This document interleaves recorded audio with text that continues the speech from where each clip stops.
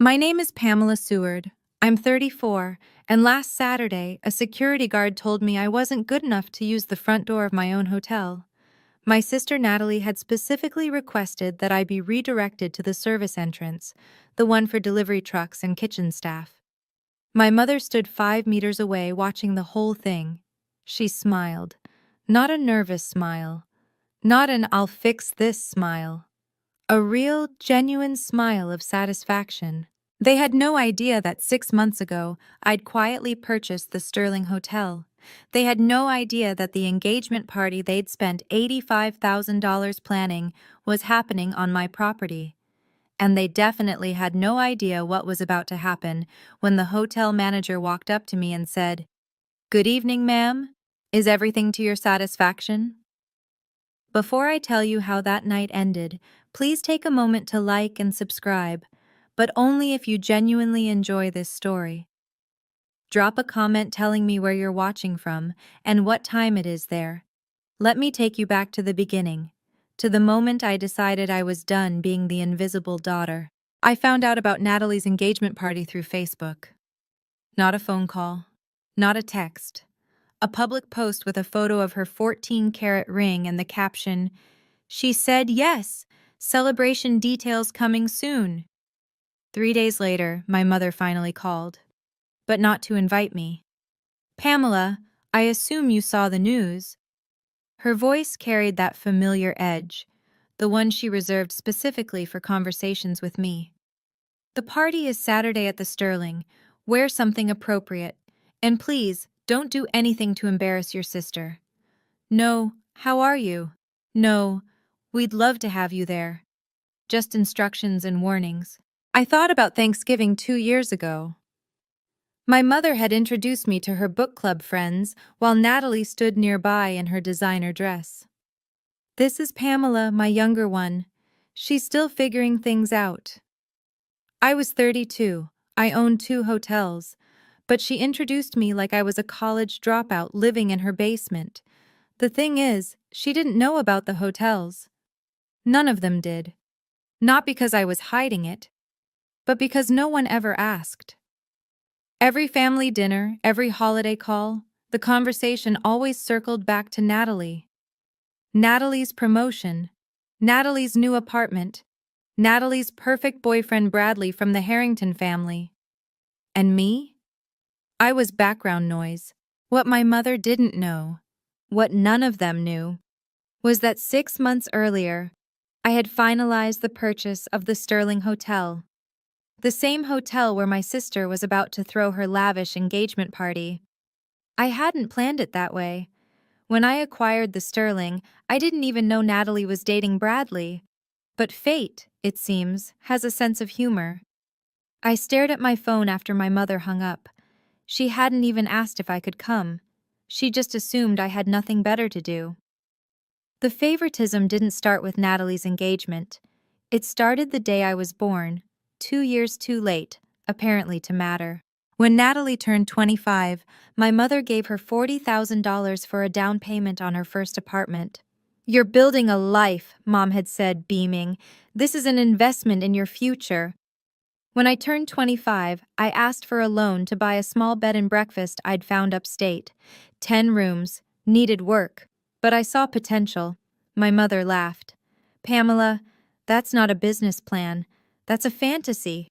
Natalie knows how to build a life. You just drift." I took out a bank loan instead, 18% interest. It nearly broke me that first year, but I made it work. Then I bought another property, then another. Nobody asked how. Nobody noticed. When my marriage fell apart 5 years ago, I made the mistake of calling my mother for support. David had cheated. I'd caught him. The divorce was brutal. Her response still echoes. "I told you, Pamela, you don't know how to choose people. Natalie would never let this happen to her." I stopped calling after that. I wasn't bitter anymore. I was just tired of proving myself to people who had already decided I wasn't worth watching. My phone buzzed. An email from Marcus, the general manager at the Sterling. "Miss Seward, I need to inform you about the engagement party booking this Saturday. The client has made some unusual requests regarding guest access. Please advise at your earliest convenience. I opened the attachment. My chest tightened as I read. There it was, in black and white, a list of names and instructions. My name was on that list. The email from Marcus contained a guest management document. 3 names flagged for alternative entrance routing. The first 2 were former colleagues of Bradley's, something about a business dispute. Understandable. The third name was mine. Next to it, in Natalie's handwriting, scanned into the document: Pamela Seward, sister of bride. Redirect to service entrance if she appears.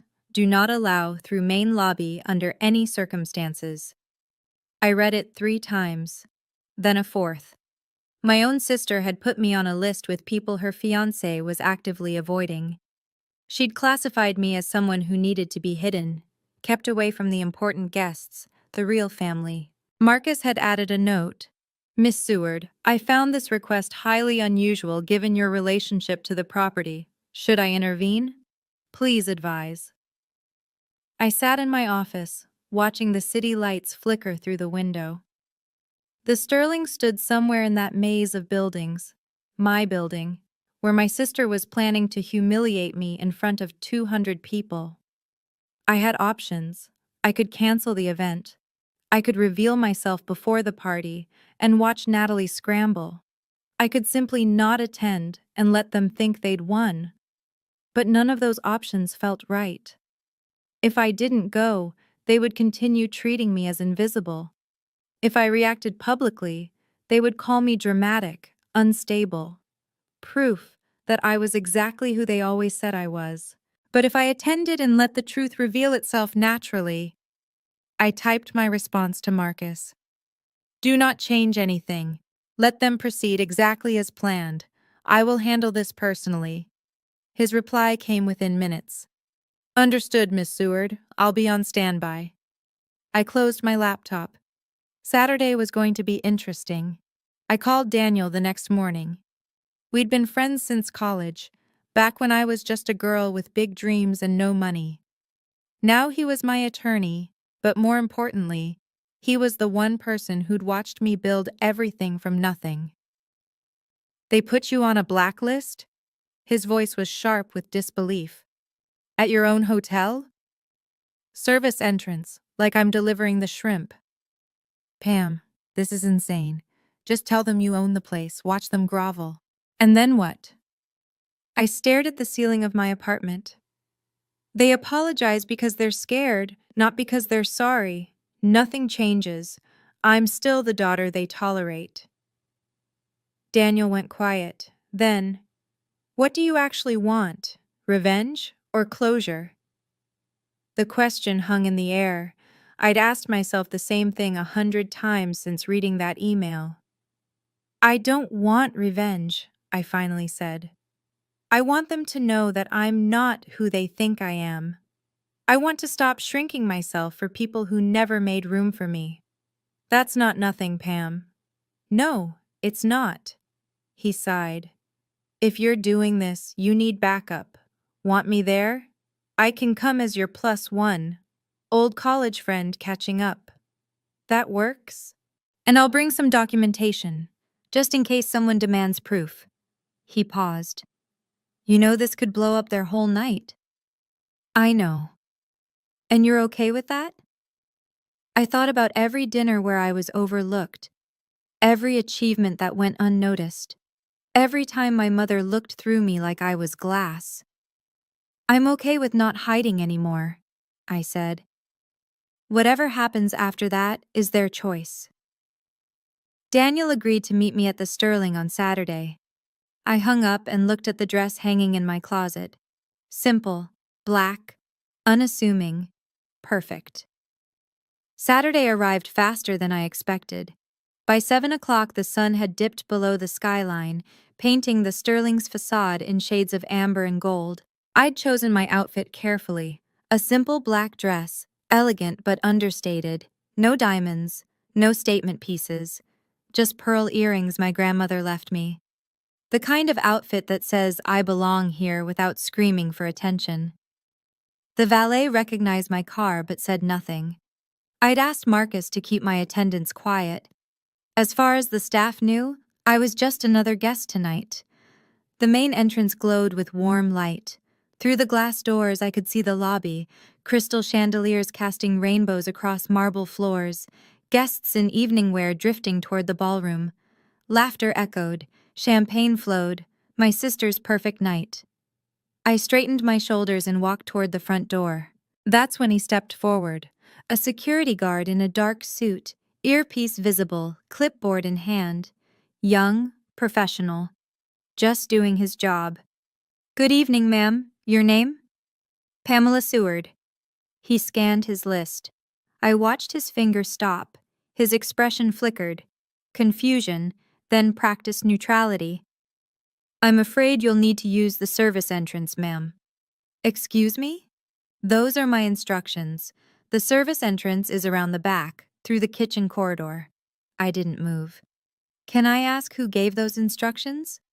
"The event organizer." He shifted uncomfortably. "I'm sorry, ma'am. I'm just following protocol." Protocol. My sister had created a protocol for keeping me out. I looked past his shoulder, through the glass doors, into the lobby, and that's when I saw her. My mother, standing just inside, looking directly at me.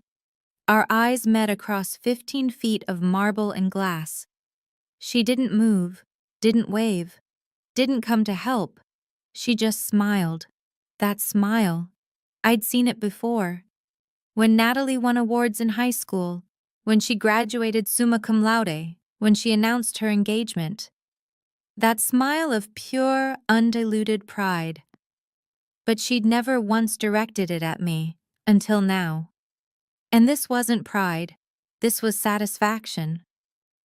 My mother watched her youngest daughter get turned away at the door like uninvited catering staff, and she was pleased. This wasn't an oversight or a miscommunication. This was deliberate, coordinated. She wanted this to happen. 10 meters behind her, I could see Natalie near the ballroom entrance, radiant in cream-colored silk, accepting air kisses from guests. She glanced toward the lobby, toward me, and I caught it, the smallest flicker of acknowledgement. A quick look. Then she turned back to her admirers, laughing at something someone said. The security guard cleared his throat. "Ma'am, the service entrance?" A bellhop near the concierge desk had noticed the exchange. I recognized him. Thomas, who'd been with the hotel for 3 years. His eyes widened when he saw me, and he started to move forward. But the security guard caught his attention, gave a subtle shake of his head. Thomas stopped, looked at me with something like apology, then looked away. I stood there for 5 full seconds. They felt like hours. My mother finally broke eye contact, turning to greet an arriving couple with warmth and laughter. As if nothing had happened, as if I hadn't just been publicly humiliated while she watched. The security guard waited, increasingly uncomfortable.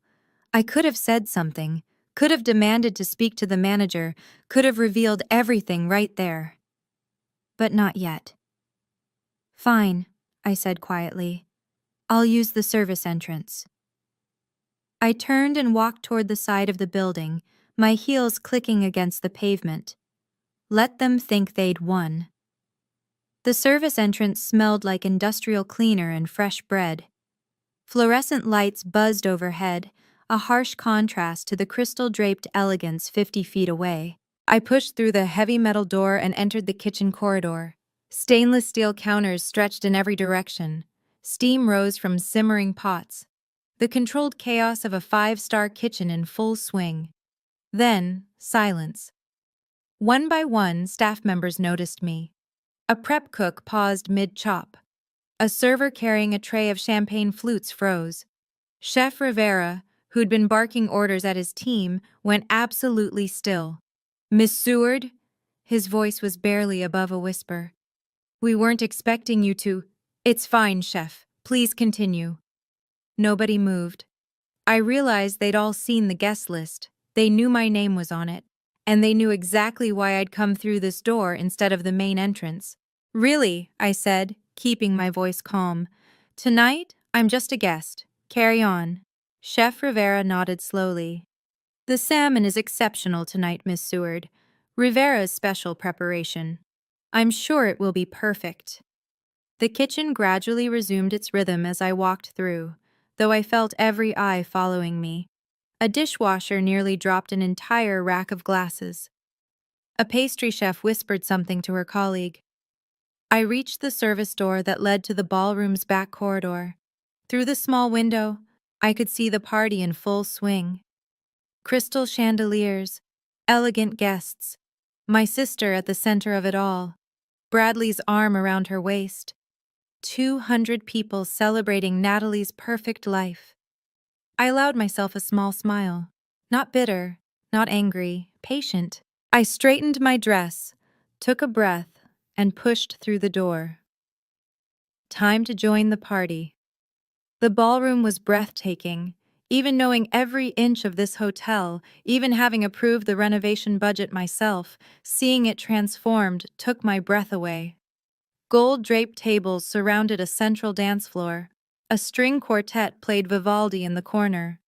The backdrop behind the main table read N and B, forever, in elegant script. $85,000. That's what this night cost. I knew because the invoice had crossed my desk. My phone vibrated. Daniel. In position, bar, northeast corner. Got what you asked for. I typed back.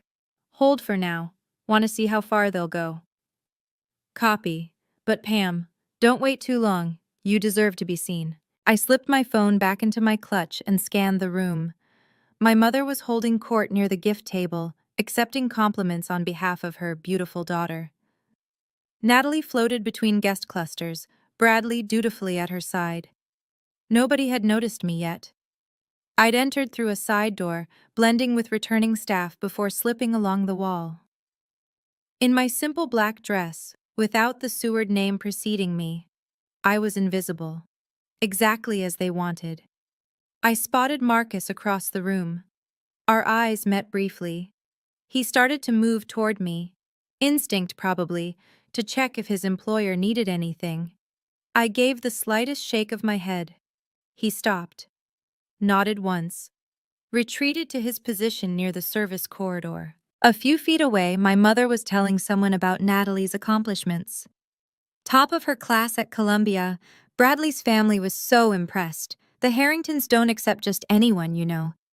She gestured expansively, her champagne sloshing slightly. We're so blessed. Natalie has always known exactly what she wants. I took a glass from a passing server and found a spot in the shadows. The night was young. Marcus was struggling. I could see it from across the room, the way he kept glancing in my direction, then at Natalie, then back at me. He'd been general manager of the Sterling for 8 years, long before I acquired the property. Discretion was his specialty, but this was testing him.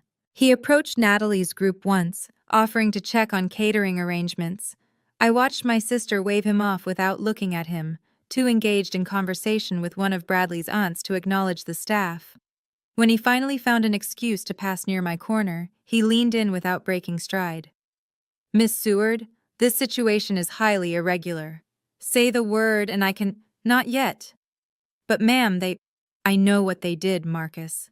I also know what I'm doing. He paused, professionalism warring with loyalty.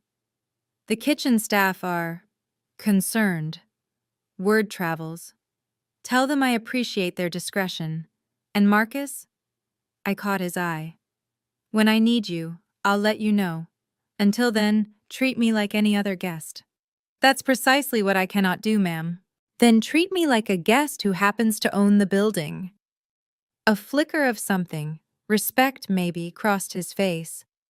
He nodded once, then continued his rounds. From across the ballroom, my mother noticed Marcus speaking to someone in the shadows. Her eyes narrowed, trying to identify the figure. I stepped slightly behind a floral arrangement. She shrugged and returned to her conversation. Just another anonymous guest, nobody worth her attention. I checked my watch. The toasts would begin soon. Natalie would take the stage, bask in the spotlight, probably make some speech about family and love and gratitude. I wondered if she'd mention me. I already knew the answer. The clinking of glass against crystal silenced the room. "Everyone, if I could have your attention," Bradley's voice carried across the ballroom. "My beautiful fiancé would like to say a few words." Applause rippled through the crowd. Natalie glided to the small stage, every inch the blushing bride-to-be. Her dress caught the chandelier light. Her smile was practiced perfection. "Thank you all so much for being here tonight." Her voice was warm, confident. "This means the world to Bradley and me." She launched into acknowledgments. The Harrington family, Bradley's business partners, her sorority sisters who'd flown in from across the country. And of course, my incredible mother. Natalie gestured toward Victoria, who raised her glass with theatrical humility. "Mom, you've been my rock, my inspiration. Everything I am is because of you." More applause. Victoria dabbed at dry eyes. I stood frozen in my corner, waiting. "I also want to thank everyone who made an effort to be here tonight." Natalie's gaze swept the room, somehow managing to look at everyone without seeing anyone. Family is about showing up, and I'm so grateful for those who truly care. Her eyes found mine for just a moment, a flash of acknowledgement, then away. "Some people in this room have overcome personal challenges to be here." A pause, a sympathetic smile. "Let's just say, not everyone in my family understands the value of commitment. But tonight isn't about that. Tonight is about love, real love." Scattered uncomfortable laughter. A few guests exchanged glances. Eleanor Harrington, seated at the head table, frowned slightly. I felt the words land like stones. My divorce. She was talking about my divorce. In front of 200 people, including the family her fiancé came from. My hand tightened around my champagne glass. Still, I didn't move. Natalie finished to enthusiastic applause. Before the noise died down, my mother was already rising from her seat. "If I may add a few words." She didn't wait for permission. Victoria Seward never did. "When Natalie was born, I knew she was special." My mother's voice carried effortlessly. She'd always had a gift for commanding attention. "Some children, you just know. You can see their path stretching out before them, golden and bright." She paused for effect. Several guests nodded along. "Raising a daughter like Natalie has been my greatest joy. Watching her graduate top of her class, watching her build her career, and now watching her join one of the most respected families in this city." My mother raised her glass toward the Harringtons. "To your wonderful son, and to the extraordinary woman he's chosen." "Hear, hear," someone called. As she sat down, a woman at a nearby table leaned toward her companion. "I thought there were 2 daughters." The question carried farther than intended. A brief hush. My mother heard it. I saw her spine stiffen slightly before she turned with a practiced smile. "Natalie is my pride," she said smoothly. "Pamela is still finding herself." The dismissal hung in the air. A few guests shifted uncomfortably. Someone coughed. Near the bar, I saw Daniel's jaw tighten.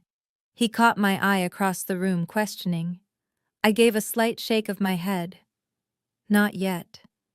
But someone else had noticed the exchange. Eleanor Harrington was watching my mother with an expression I couldn't quite read. Then her gaze traveled across the room, searching. It landed on me. For a long moment, we looked at each other. Eleanor's eyes were sharp, assessing. She didn't look away. Neither did I. Natalie found me 20 minutes later. I'd been nursing the same glass of champagne, watching the party from my corner. Apparently, I wasn't invisible enough. Oh.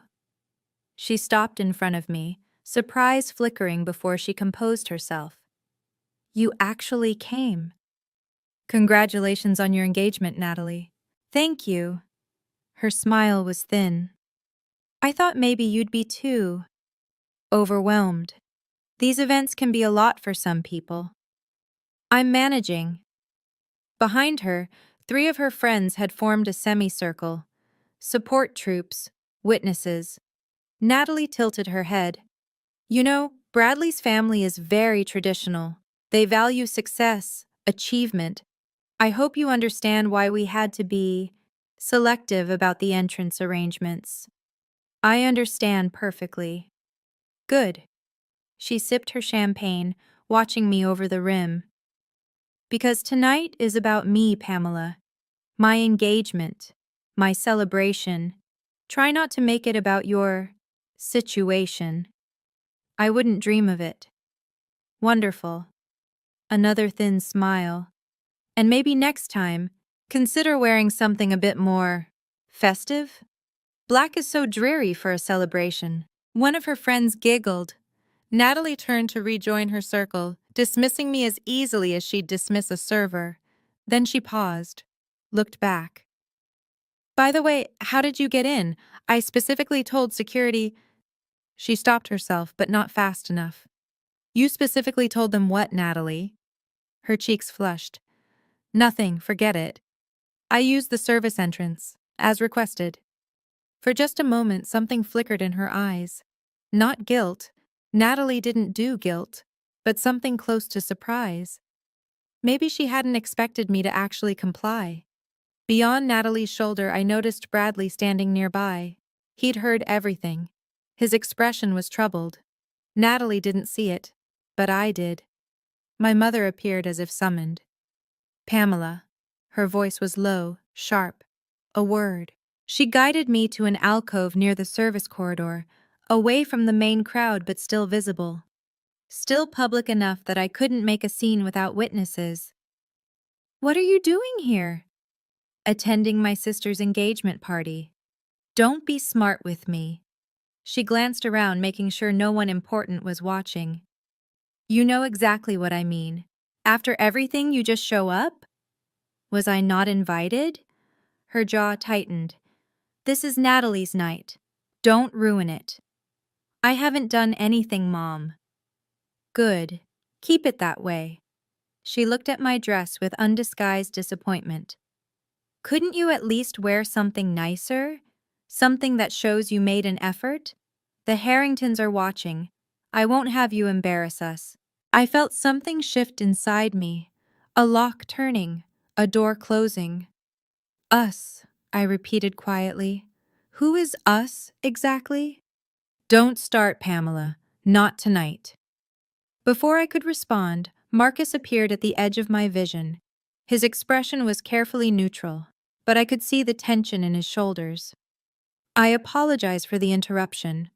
His voice was formal, professional. We have a situation with the catering that requires immediate attention. My mother barely glanced at him. Handle it yourself. We're in the middle of something. I'm afraid I need authorization from... Marcus paused, choosing his words carefully. From management. Then find the management, Victoria snapped.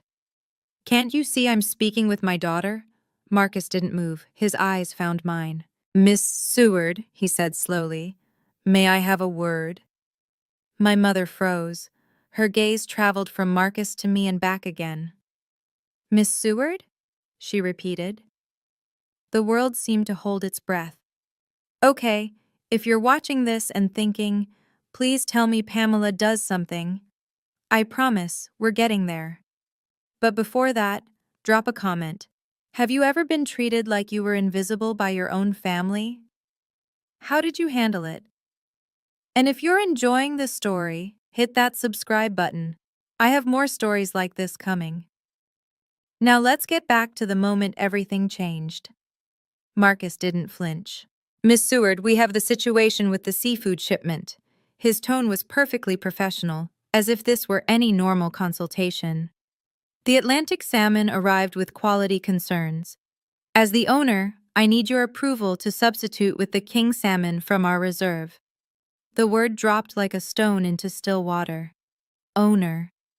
My mother's face went slack. Her champagne glass tilted dangerously in her grip.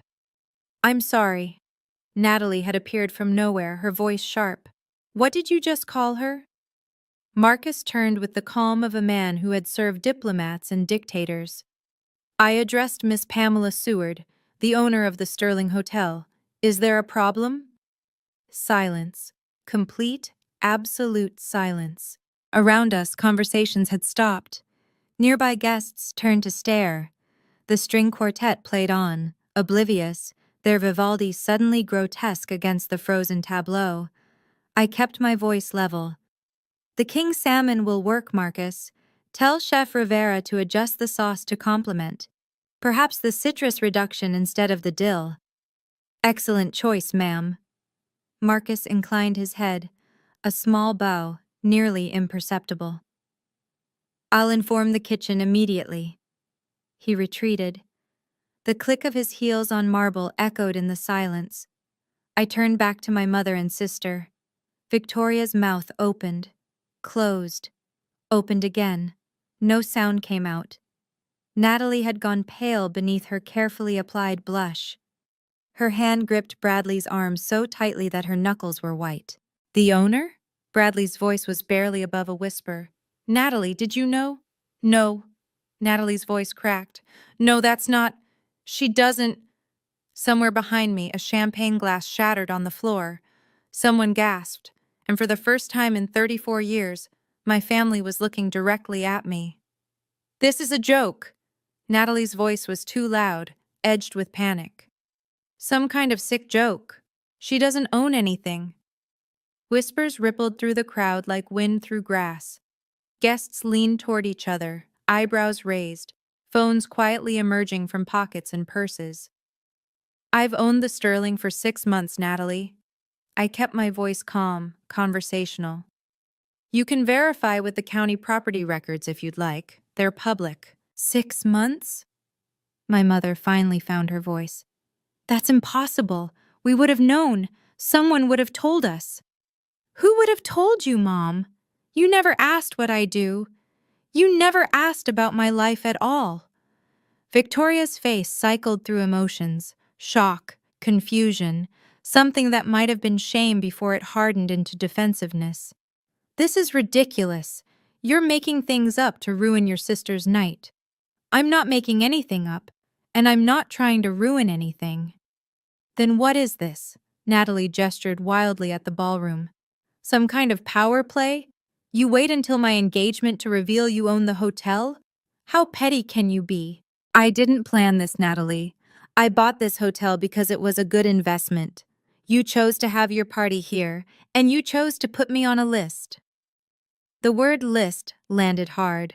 I saw several guests exchange confused glances. Eleanor Harrington rose from the head table and began walking toward us.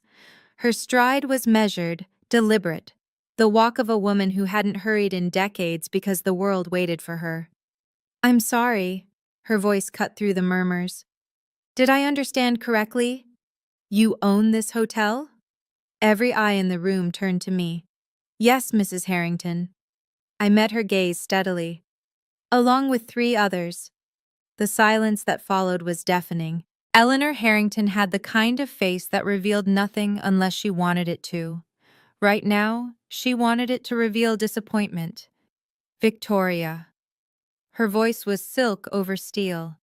You told me your family was modest. You said Pamela was struggling. Finding herself, I believe, were your exact words. My mother's composure crumbled. I didn't know. You didn't know your own daughter owned one of the most prestigious boutique hotels in the city? Eleanor's eyebrow arched a millimeter. Along with 3 others, apparently? She never told us. I find that difficult to believe. Eleanor turned to study me with new eyes. The Sterling has been featured in Architectural Digest twice.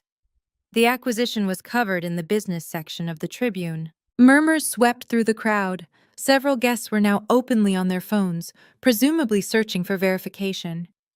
Natalie stepped forward, desperate.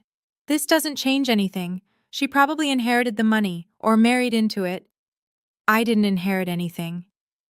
I kept my voice even. And my ex-husband is a middle school teacher.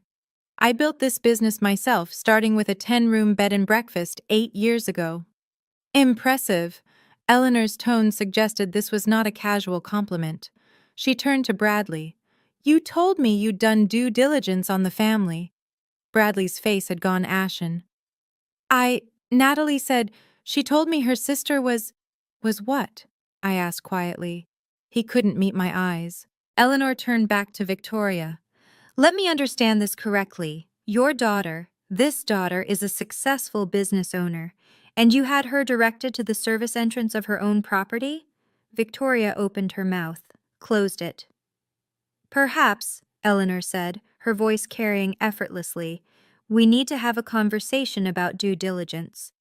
She wasn't talking to Victoria anymore. She was talking to Bradley. Prove it. Natalie's voice was ragged now, stripped of its earlier polish. Anyone can claim to own something. Show us proof. I don't need to prove anything to you, Natalie. Of course you don't, because you can't. Because this is all… Actually, Eleanor Harrington cut through like a scalpel. I would appreciate verification. This is quite a significant revelation, and given the circumstances… She let the implication hang. Daniel materialized beside me. I hadn't seen him approach. I happen to have the relevant documentation. His voice was crisp, professional. Daniel Webb, Miss Seward's attorney. I thought it might be prudent to bring copies tonight, given the unusual guest access arrangements. He produced a leather folder from his jacket. Inside were several documents: the acquisition paperwork, the deed transfer, the business registration. Eleanor took the folder. Her eyes scanned the pages with the practiced efficiency of someone who'd reviewed countless contracts. The crowd pressed closer, straining to see. The Sterling Hotel, Eleanor read aloud, her voice carrying. Acquired 6 months ago. Full ownership transferred to Pamela Catherine Seward. No outstanding debt, no partners, sole proprietor. She looked up, fixing my mother with a gaze that could have frozen champagne. And you had her use the service entrance. Victoria had shrunk somehow, her earlier grandeur deflating. Beside her, Natalie looked like she might be sick. I didn't know, Victoria whispered. How could I have known? By asking, I said quietly. By calling. By being interested in my life even once in the past decade. The words weren't angry. They weren't bitter. They were just true. And somehow, that made them worse. Eleanor returned the folder to Daniel, her decision apparently made. She turned to Bradley without another word. We need to talk. Now. All right, we're at the climax now. Before I tell you what I did next, I have a question. If you were in my position, would you forgive your family? Or would you set a permanent boundary? Comment forgive or boundary. I want to know what you would do. And if you haven't already, hit like so more people can see this story. Now, back to the party. Eleanor led Bradley to a quiet corner. Their heads bent together in urgent conversation. Around us, the party had fractured. Some guests pretended to resume normal conversations, stealing glances our way. Others made no pretense at all, watching openly like spectators at a tennis match. My mother grabbed my arm. Pamela, please. Her voice had lost all its earlier authority. You're embarrassing us. Stop this. I gently removed her hand. No, Mom. You embarrassed yourselves. I just showed up. So what now? Natalie's mascara was starting to smudge, her perfect facade cracking. You're going to cancel the party? Ruin my engagement out of spite? I'm not going to do anything, Natalie. I kept my voice steady. The party will continue. Your engagement is your business, not mine. Victoria stared at me bewildered. Then what do you want? What is this about? The question hung in the air. What did I want? Not revenge. Revenge would mean I still cared about their opinion. Not an apology. Words wouldn't undo 30 years of dismissal. I want you to understand something. I looked at them both, my mother, my sister, the family that had never seen me. I'm not here to prove I'm better than you. I'm here because you thought I was less. And I'm done accepting that. Pamela, Victoria started. I'm not angry, Mom. I'm just done pretending. I paused, choosing my next words carefully. You put me on a blacklist at my own sister's party, at my own hotel, and you smiled when security turned me away. Her face crumpled. When you're ready to have a real conversation about why you've treated me differently for 30 years, I'll be here, but I won't be invisible anymore. For once, neither of them had a response.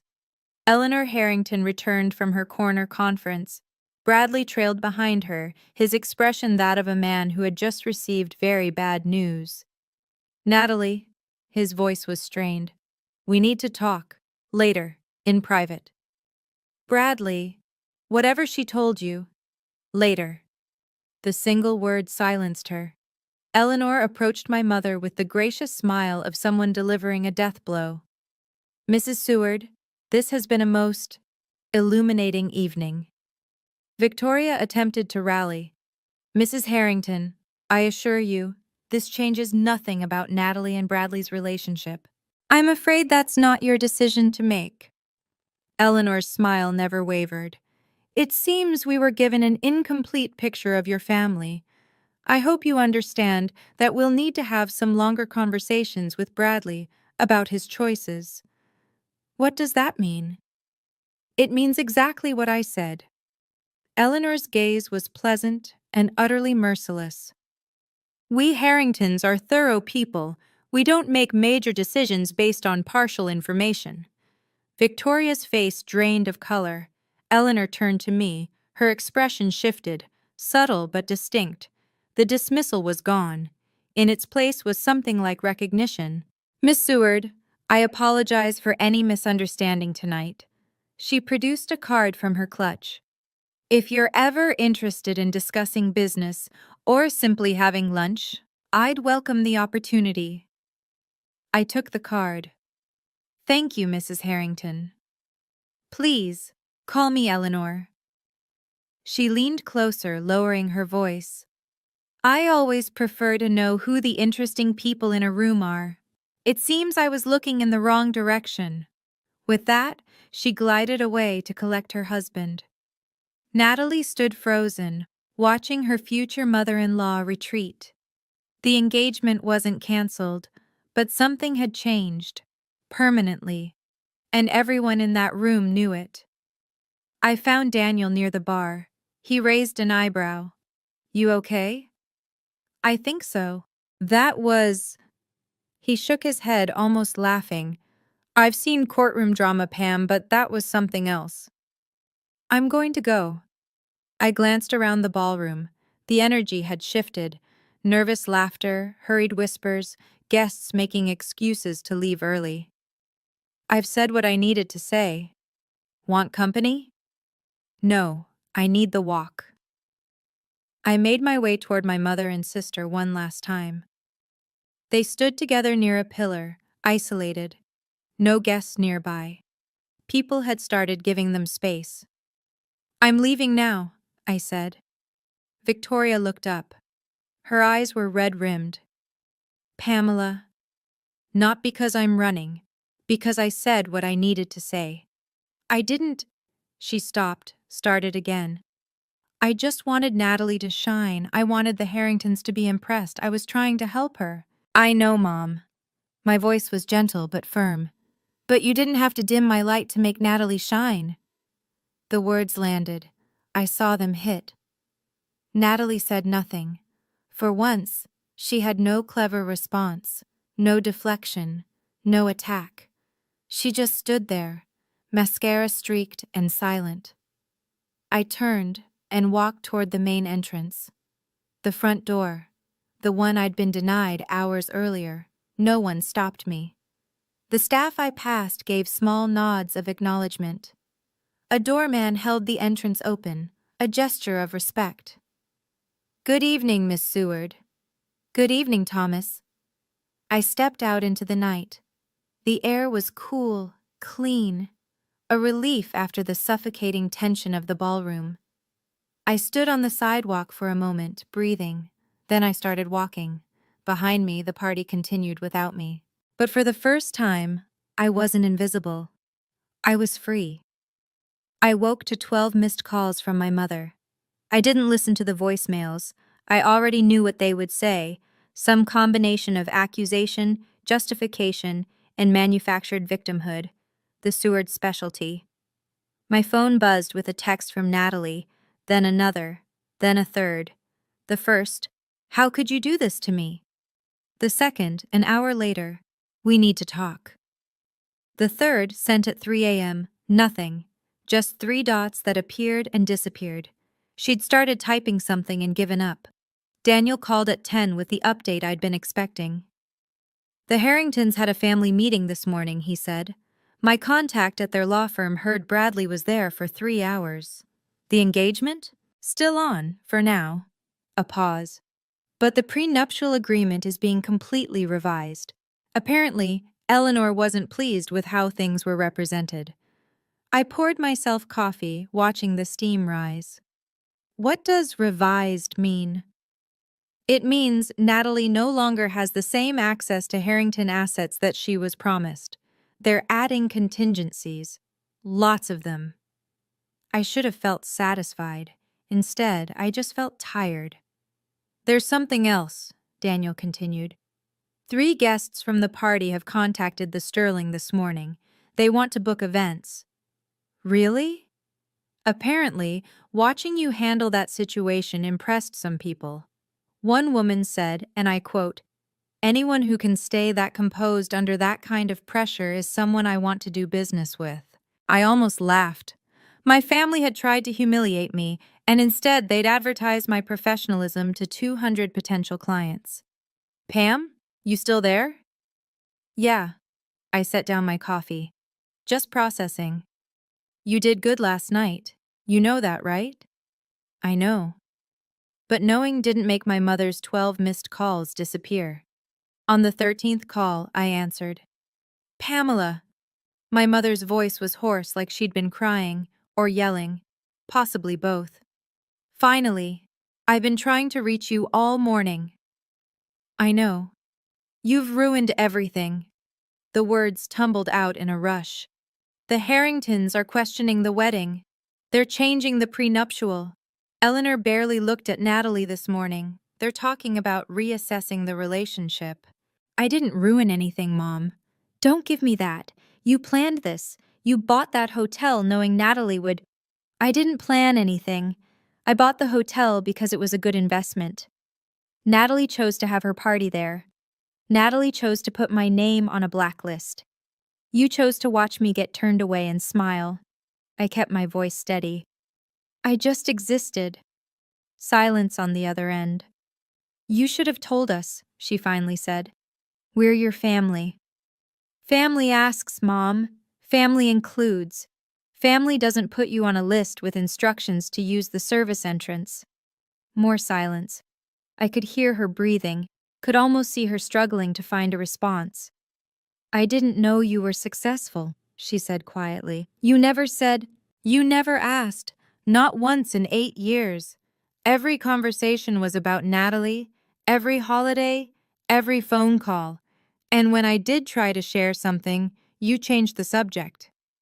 "That's not—" She stopped. "I'm not angry," I said, and I meant it. "I'm just done pretending, done shrinking myself, done hoping you'll finally see me. Pamela, when you're ready to have a real conversation about why you've treated me differently for 30 years, I'll be here. But I won't be invisible anymore. Not for you. Not for anyone." I hung up before she could respond. My hands were shaking, but my voice had been steady. That was enough. 2 weeks later, I received the news through Daniel.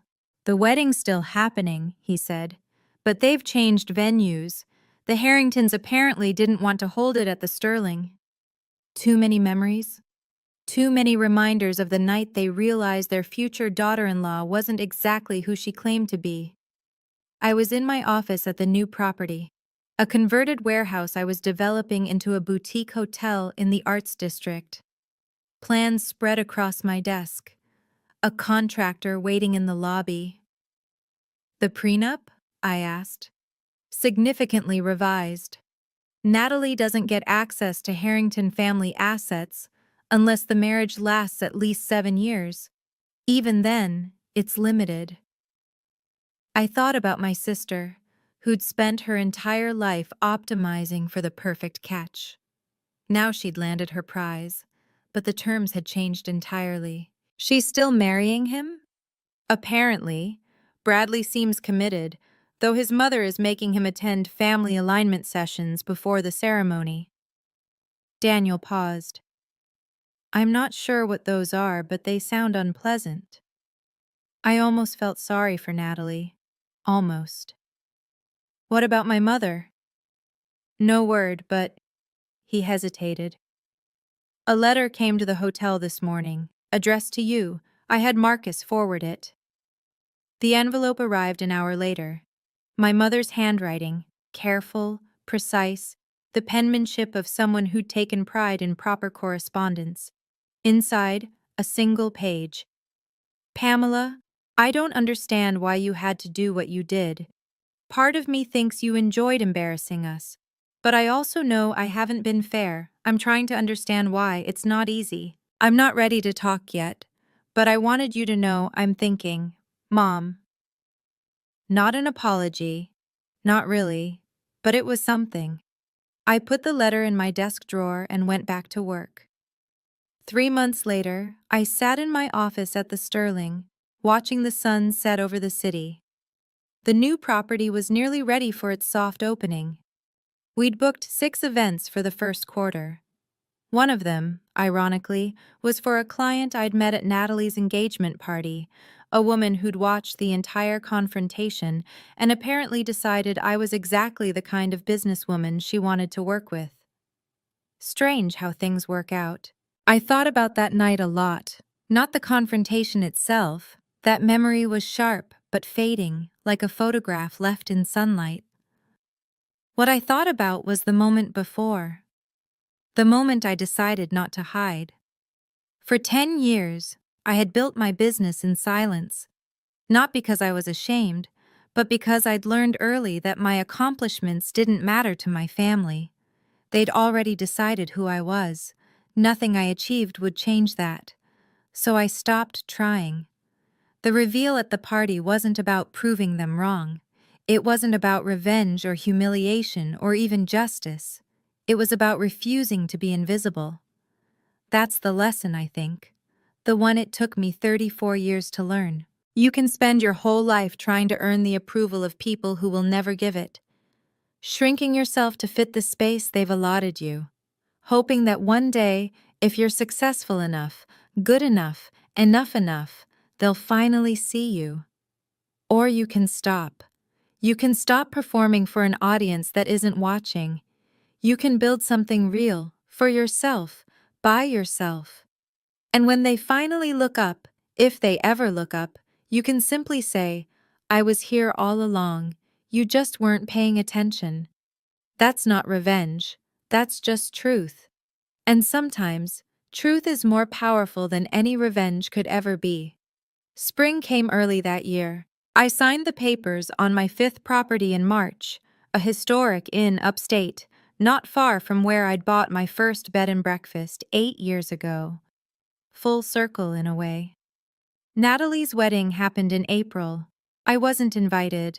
I wasn't surprised. But Bradley sent me an email the week before. Pamela, I want to apologize for how things went at the engagement party. I should have said something when Natalie made those arrangements. I didn't, and I'm sorry. Natalie is processing. She's embarrassed, though she'd never admit it. Give her time. For what it's worth, I think what you've built is impressive. Eleanor brings it up at least once a week. I hope you and Natalie can talk someday. Best, Bradley. I didn't reply, but I saved the email. My mother called once a month now. The conversations were short, awkward, full of silences neither of us knew how to fill. But she was trying. In her own way. Last week she asked about the new property.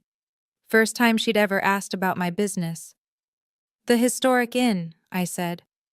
We're restoring the original Victorian details. Should be ready by fall. That sounds... A pause. That sounds lovely, Pamela. Not praise exactly, but acknowledgement. It wasn't much, but it was more than I'd had before.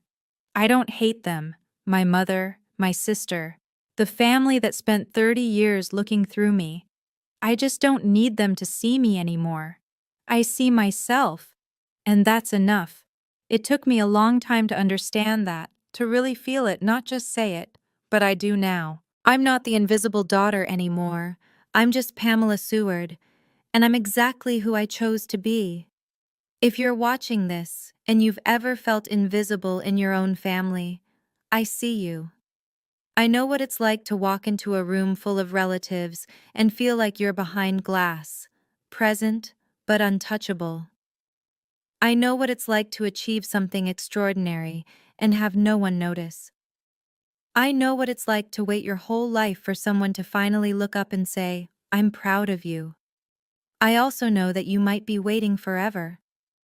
Setting boundaries isn't about revenge. It isn't about making people feel bad or proving that you're better than them. It's about respect for yourself. You don't have to be loud to be heard. You don't have to be dramatic to make a point. Sometimes the most powerful thing you can do is simply stop hiding. Show up as yourself. Speak your truth calmly, and let the people around you decide how they want to respond. Some of them won't like it. Some of them will call you dramatic or vindictive or ungrateful. That's their problem, not yours. Your worth isn't determined by people who refuse to see it. Read that again. Your worth isn't determined by people who refuse to see it, not by the mother who overlooked you, not by the sibling who dismissed you, not by the family that made you feel like you were less. You are not less. You never were. This is Pamela Seward, and I am no longer the invisible daughter. Thank you for staying until the end. If my story resonated with you, please leave a comment sharing your experience. Have you ever had to set boundaries with family? How did it go?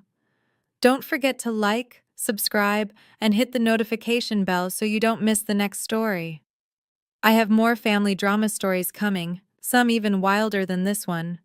Check the description for links to similar stories. I'll see you in the next video.